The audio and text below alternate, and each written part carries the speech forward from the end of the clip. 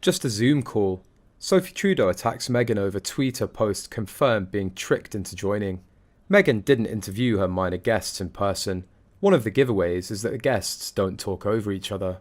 In a social media post from August, Alison shared a photograph of herself in front of a sign for Gimlet, an audio production house, before thanking a producer, Farah Safari, for being an excellent interviewer. But there is no mention of Meghan, which makes everyone realise that Meghan seems to have no contribution to this project at all.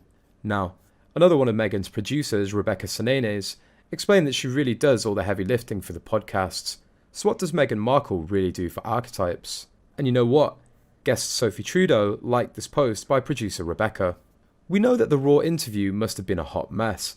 Meghan likely talked about herself 99.9% of the time, needing multiple rounds of editing to turn it into a semblance of a conversation. But I think Meghan did interview Sophie, albeit remotely. Granted, I didn't listen to the podcast or bother with the transcript, so I don't know the contents of their conversation, but from what people have said, it sounds like they claimed they were poolside together, which now, knowing that they were speaking over Zoom, is just so stupid. The Spectator says that the interview with principal guest Sophie Trudeau was done in separate studios.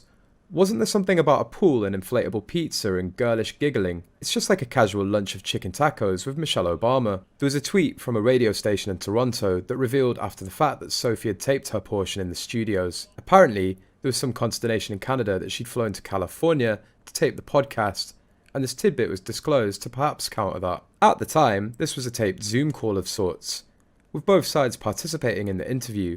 Now I have no idea. If it's true that she tapes her portion and someone then splices it all together, no wonder she needs 28 people on staff. I hope those salaries come out of her share and are not borne by Spotify. It's an odd day when one starts to feel sorry for a company like Spotify, but I think that I do. One thing we can be sure of, the staff on Stereotypes are clearly gunning for her. She's pissed them off way too much, and Spotify. Also, this podcast will never have another season of anything. She's not even an interviewer. She yaks into a microphone about herself. The people she invites on are just her audience. Do we know how long in advance the interviews are recorded? I'm thinking one of the possible and possibly many reasons she does not interfere directly with her guests would be to avoid another diva comment.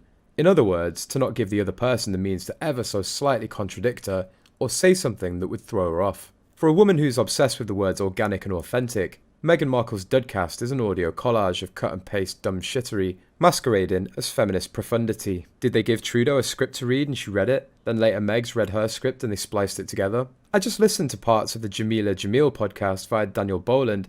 It's obvious Jamila isn't being interviewed.